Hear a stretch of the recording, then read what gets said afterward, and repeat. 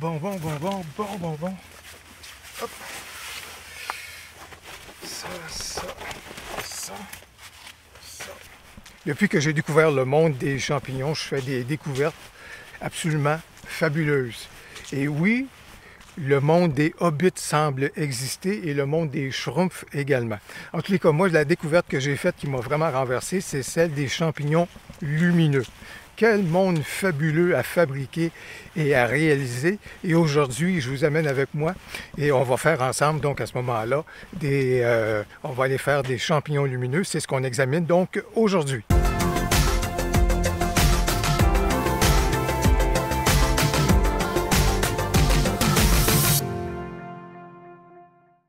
Alors aujourd'hui, je veux partager avec vous des trucs et des conseils, des astuces aussi pour que vous puissiez bien partir sur le bon pied au niveau donc de vos champignons lumineux et de la réalisation de vos photos de champignons lumineux. Et je vais surtout partager avec vous aussi des erreurs que j'ai pu faire quand je me suis lancé dans la chose. Alors ça va vous éviter peut-être et ça va vous permettre d'arriver à des résultats intéressants peut-être plus rapidement que j'ai pu le faire. Mais le premier défi qu'on a au niveau des champignons, c'est de les trouver. Aïe, c'est pas évident. Et ça, là-dessus, vous pouvez vous tourner vers des ouvrages ou des choses comme ça. Mais moi, dans mon cas, dans ce cas ici, je me trouve dans une forêt de feuillus. Alors, c'est pour ça, d'une part, c'est un endroit qui peut être intéressant. Le champignon a besoin, évidemment, d'un peu d'acidité, bien sûr. Mais le deuxième défi, non pas seulement de trouver des champignons, mais c'est surtout de les trouver dans une position où est-ce que ça va être facile de les photographier. C'est beau des champignons qui sont à ras-le-sol, mais notre appareil photo a besoin d'aller se loger sous les champignons. Alors, c'est pour ça que des fois, on peut en voir et en trouver, mais ils sont pas vraiment... Ils sont accessibles, mais c'est pas vraiment très pratique de pouvoir faire de la photo. Mais lorsqu'on réussit à tomber sur des situations où est-ce que les champignons sont un peu surélevés, magnifiques, on en profite pleinement. Et justement, je pense que j'ai repéré quelque chose, un terrain de jeu qui va être très intéressant pour faire nos champignons ce matin. Eh bien, je vous le disais, le défi, c'est vraiment de les trouver, mais regardez, là, ils sont bien cachés, regardez, hop là, on va. C'est ça, le village des hobbits. Ça se cache à certains endroits. Regardez ça, regardez ça, là, j'ai un beau village juste ici, puis encore ici. Regardez, j'ai un autre beau village, là. Où est-ce que je vais être capable de travailler avec cela ici. Et puis, ce qui est intéressant, c'est que si vous regardez un tout petit peu, si je prends du recul, c'est que c'est sur une pièce, un arbre qui est, évidemment, qui jonche le sol, et c'est quand même assez surélevé. Alors, je vais être au moins capable de m'installer. Et ça, c'est intéressant quand on a des champignons comme ça qui sont un tout petit peu surélevés, comme vous pouvez donc le constater. Bien, quand ils sont surélevés un tout petit peu, on est capable donc de mettre notre appareil photo puis d'aller voir les lamelles qui sont sous les champignons. Voilà donc la clé du succès si on veut créer des champignons lumineux. J'ai donc réussi à faire mon installation. Ça, vous allez voir, je vais vous la présenter dans quelques instants. Mais en quoi consiste la photographie de champignons lumineux? Au bout du compte, c'est le fait de trouver, bien sûr, des champignons et de rendre ceux-ci lumineux grâce à du light painting. Alors, c'est pourquoi, habituellement, ce qu'on cherche à faire, c'est adopter une position, comme je le disais, qui est très basse par rapport aux champignons, ce qui nous permettrait donc de voir les lamelles des champignons. Et par la suite, on veut apporter une source lumineuse sur le dessus du champignon pour révéler ces lamelles-là, dis-je, puis à ce moment-là, rendre un côté qui est beaucoup plus chaleureux sous les champignons. Bien sûr, à ce moment-là, on va faire plusieurs photos, et surtout dans ce cas ici, j'ai un village, alors ça va m'amener à faire plusieurs photos, d'une part pour faire du focus stacking, c'est-à-dire avoir de la précision sur chacun des champignons, et par la suite prendre une photo avec chacun des champignons à ce moment-là qui va être illuminé par ma source de lumière. Ensuite, on va fusionner le tout avec notre logiciel photo, et voilà donc qui va créer notre décor de champignons lumineux. Autre phénomène également, c'est qu'habituellement, même si on prend nos photos en plein jour, c'est toujours intéressant de créer une ambiance de soirée autour de nos champignons lumineux. Bref, il y a une certaine mise en scène qu'on va réaliser dans notre logiciel de retouche photo. Vous avez remarqué bien sûr qu'au niveau de mon trépied, j'ai donc inversé la colonne pour pouvoir avoir cette perspective-là en contre-plongée. Voilà qui soulève un défi fort intéressant pour se souvenir où sont nos boutons de commande par la suite, au niveau donc de notre objectif. Et vive l'écran de visée arrière qu'on est capable de pivoter là, parce On a vraiment besoin, c'est vraiment confortable de travailler avec cet écran de visée-là. Autre accessoire qui va être important, parce que vous voulez vraiment minimiser la manipulation de votre boîtier une fois que vous avez fait votre installation, parce que vous voulez faire du focus stacking et en plus, lorsque vous allez faire du light painting, vous ne voulez pas que votre appareil bouge. Mais à ce moment-là, ce qui peut être très important, c'est d'avoir un déclencheur donc à distance pour votre appareil photo, parce qu'il faut éviter à ce moment-là, dans la mesure du possible, de venir appuyer sur votre installation. J'ai fait l'erreur et je vois les conséquences lorsqu'on amène le tout à l'ordinateur et qu'il y a un léger mouvement qui s'est fait dans notre appareil photo. Malheureusement, la fusion ne sera pas très bonne et même lorsqu'on va vouloir retoucher puis amener la lumière dans les lamelles de nos champignons, ça va être compliqué. Alors, dans la mesure du possible, si vous avez un déclencheur à distance, c'est vraiment le temps de le sortir et de l'utiliser. Autre phénomène qui est important, comme c'est là, et je vais prendre une photo tout simplement pour justement illustrer le tout, c'est qu'en arrière-plan, je suis en contre-plongée et en arrière-plan comme c'est là, c'est sûr que ça s'en va vers le ciel qui est assez lumineux. L'idéal dans votre composition, c'est de créer une composition qui va être très intéressante, très pertinente et de placer les éléments vraiment aux endroits qui vont créer une très très belle composition. Mais la deuxième chose, c'est que surtout si l'arrière-plan est lumineux, idéalement, c'est de trouver un coin qui est sombre parce que ça va être moins compliqué et plus facile à ce moment-là de créer votre ambiance là, donc de soirée et de nuit au niveau de votre photo. Toujours est-il, le soleil est en arrière de moi et je pense que je vais utiliser mon corps tout simplement pour faire un ombrage au niveau des champignons, comme ça va pouvoir travailler très très bien. Je vais donc commencer en prenant ma photo de base. Et ma photo de base, dans le fond, va être un amalgame de 3 à 4 photos que je vais faire avec une mise au point sur chacun des champignons qui va être la vedette. Donc la mise au point va se faire sur certains champignons et par la suite, dans l'ordinateur, je vais regrouper ces photos-là pour faire du focus stacking. Maintenant, ce que je vais faire, c'est que je vais sous-exposer beaucoup ma photo de façon à créer une ambiance de nuit. Et ce que ça va me permettre de faire, c'est que quand je vais faire du light painting sur mes champignons, la lueur va beaucoup mieux paraître dans mes photos qui vont être éventuellement donc sous-exposées. Alors, je vais donc amener ça vers probablement -3 là, pour créer la nuit vraiment complète.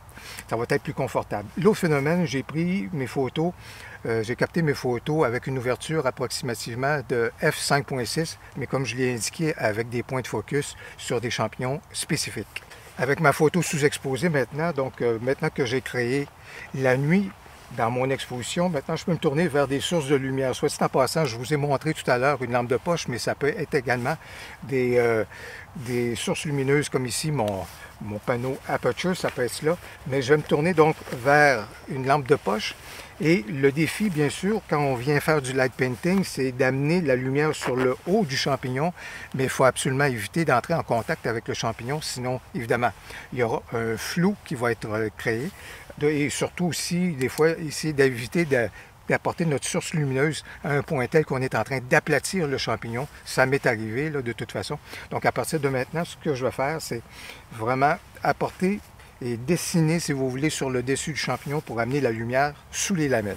La petite suggestion que je peux vous faire, c'est bien sûr de faire plusieurs photos. N'hésitez pas à en faire plus que moins, parce que lorsque vous êtes de retour à l'ordinateur, s'il y a des zones sur le dessus d'un champignon que vous n'avez pas nécessairement illuminé, bien, malheureusement, vous allez peut-être le regretter. Alors des fois, surtout lorsque le champignon a une certaine superficie, je vais souvent faire des fois 2 à 3 photos sur le dessus du champignon et je vais additionner ces 3 photos-là pour me permettre d'avoir un beau cercle lumineux sous le champignon.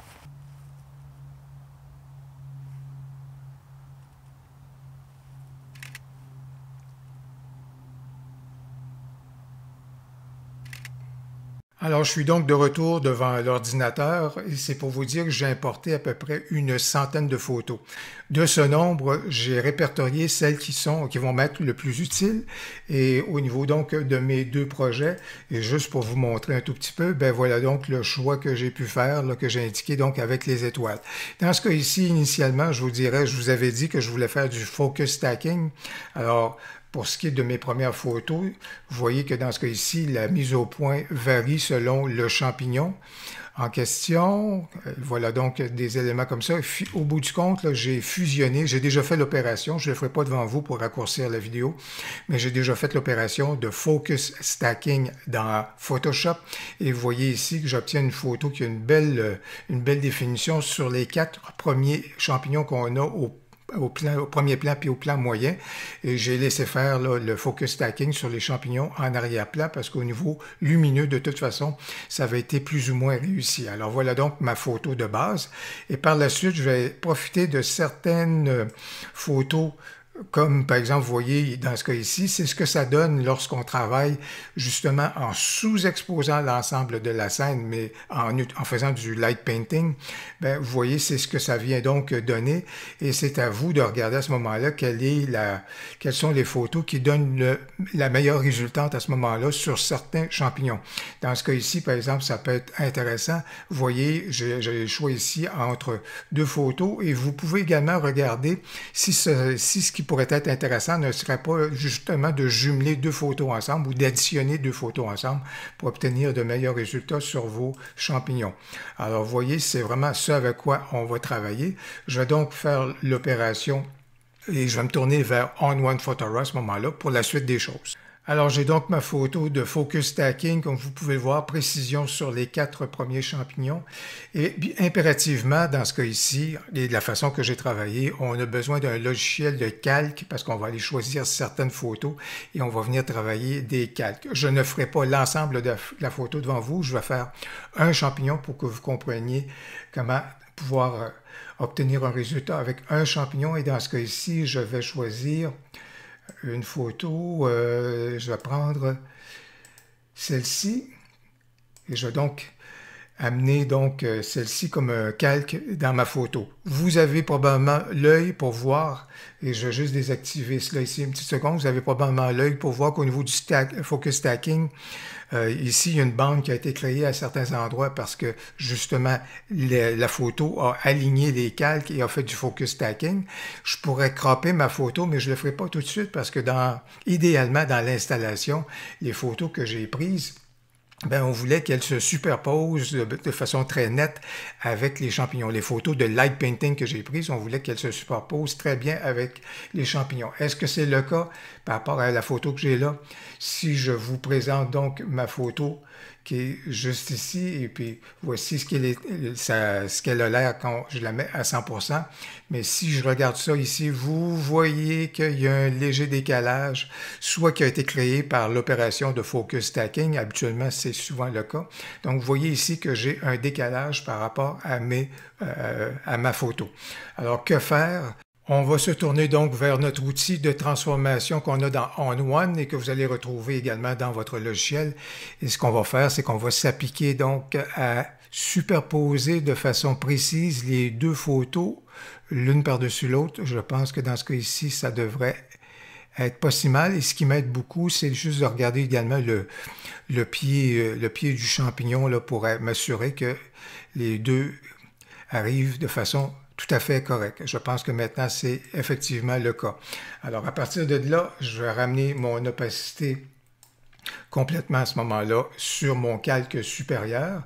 Je vais activer mon masque et je vais inverser mon masque, ce qui veut donc dire que maintenant, tout est en noir. Je ne vois donc pas l'effet de mon light painting. Je vais donc me tourner vers les outils du masque pour peindre une certaine portion donc de l'effet de light painting sous mon champignon. Alors dans ce cas ici, je veux paint in. Je m'assure que mon opacité est à 100, ma progressivité est à 100 et je vais donc regarder et peindre à ce moment-là les endroits les plus lumineux que je retrouve donc sous mon champignon. J'essaie de faire attention un tout petit peu, je vais juste regarder parce que si je soulève, ou en fait si j'inverse tout simplement pour regarder des trucs, je peux voir qu'il y a beaucoup de noir ici qui vont venir. Alors ça peut me permettre juste ici de faire attention un tout petit peu pour ne pas aller trop loin. Je sais qu'ici c'est très intéressant ce qui a pu se produire. Je vais en profiter également pour mettre de la lumière sur le pied du champignon. Vous voyez juste ici, ça fait quelque chose qui est intéressant. Il y a de la lumière qui est là comme c'est là. Alors, vraiment, là, c'est à votre goût pour jusqu'où est-ce que vous allez, puis est-ce que vous voulez recouvrir à ce moment-là. ou quel est l'effet que vous voulez apporter à votre champignon. Et juste pour vous donner un exemple, pour vous illustrer un tout petit peu ce que je viens de dire au sujet, quel est l'effet que vous voulez apporter à votre champignon, si je choisis d'ajouter des calques, par exemple, je vais vous amener vers des possibilités qui pourraient m'amener effectivement à avoir encore une plus grande richesse au niveau de la lumière. Sous mon champignon, par exemple. Vous voyez ici, j'ai pris 3 photos de light painting et vous voyez la première qui couvre cette zone-là, la deuxième qui couvre cette zone-là et la troisième qui couvre cette zone-là du même champignon. Alors, je pourrais très bien donc importer ces 3 photos-ci, créer 3 calques, faire les ajustements exactement et enrichir, si vous voulez, avec le masque, là, enrichir le masque pour à ce moment-là aller chercher le plus de lumière sous ce champignon. Je vais vous résumer le reste de la démarche. Alors, j'ai donc apporté l'effet lumineux sur ce champignon-ci. Ensuite, j'ai apporté l'effet lumineux sur celui-ci. Et finalement, l'effet lumineux sur celui qui est au premier plan à gauche.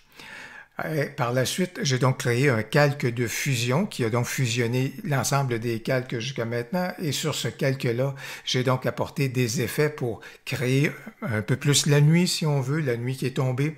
Apporter des éléments évidemment de flou, de glow qu'on est capable de faire dans On1 Photora. Et je vous en parlais d'ailleurs au début du tutoriel au niveau de la composition, le risque un tout petit peu de la contre-plongée, surtout si notre arrière-plan est lumineux actuellement. Il prend encore un petit peu trop de place au niveau donc de notre regard. Il attire encore un petit peu trop l'attention. Bien sûr, j'aurai encore du travail à faire pour continuer de peaufiner ma photo, mais je pense que ça résume bien donc l'essentiel de la démarche à réaliser au niveau de la retouche de nos photos de champignons lumineux. Ben voilà qui termine ce tutoriel sur la photo de champignons lumineux, tutoriel à la fois sur le terrain et au niveau donc de la retouche photo. J'espère que vous avez apprécié celui-ci. Si c'est le cas, n'hésitez donc pas à cliquer sur j'aime et surtout, n'hésitez pas à commenter. J'ai bien hâte de vous lire. Au plaisir, à la prochaine.